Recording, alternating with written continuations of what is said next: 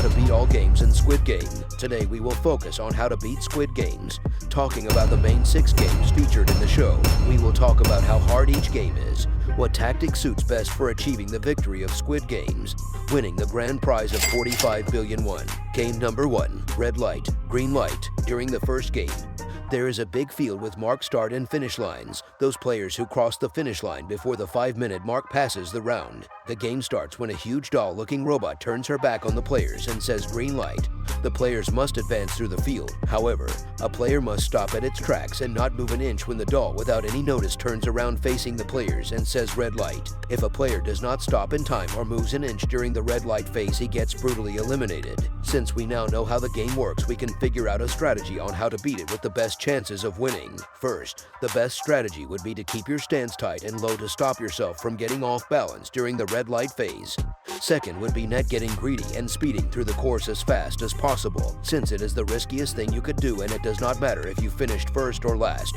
Most importantly, you need to finish at least. Third, a thing that not everybody noticed would be staying behind somebody else. This allows you to make minor changes or movements during the red light phase, since the robot who scans movement is ahead. Staying behind somebody else would block the camera view and allow you to move a bit. These strategies helped many players to advance through the first round. Game number 2. The second game is quite interesting as well, having the name Sugar Honeycomb. Before the game begins, each player has to choose one of 4 shapes, either a triangle, circle, star, or umbrella. The game begins when each player gets a sugar mold with a faint outline of the shape they chose and a nail. The player needs to get the shape out of the mold without any cracks, dents, well, to put simply, in perfect condition. Any mistakes result in elimination from the game. The game is not easy when trying to sculpt the shape out of the dry sugar, and a great first tactic presented by the show was by the main character, the player number 456, Seong Gi-hun. He used his tongue to soften the sugar using his saliva, and after many licks he got the shape out of the mold. Many players chose this strategy when they saw Seong Gi-hun doing it and passed the game. A second strategy would be to cheat and use a lighter to make your nail hot and easy to slide into the mold, making it easier to carve the shape out. The last thing would be a circumstance, getting lucky, or just being smart and understanding the game before it begins. It helped people who chose circle or triangle shapes, which were much easier to get out of the mold when compared to an umbrella. Game number 3. In the third game, Tug of War, 2 teams come up to huge tower-shaped platforms and are given a shared rope. Every player of the team must pick up the rope and drag the opponent team into the gap, where a losing team falls to their elimination. The first thing everyone would think of is the team's strength overall. But however, pure strength is not the only thing that can help to achieve victory. As player number 1 Elnam explained, you want your strongest person to be in the back.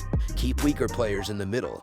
Distribute weight properly and make everyone pull the rope simultaneously. Another great strategy would be to, at the start of the game, keep your stance tight and try to stand your ground to make the opponent wear himself up, and once he is weak, pull the rope to victory. And even if that fails, you can take a few steps as a team to make the opponents fall on their ground, and when they fall, all that is left is to drag them into their defeat. Game number 4, Marbles. The fourth game was kind of a surprise for most of the people, since it was the most peaceful one. However, it left many people in tears after losing one of the main characters, Ali. The game began when each player was given 10 marbles and matched with an opponent to gamble them away in a chosen game of their own.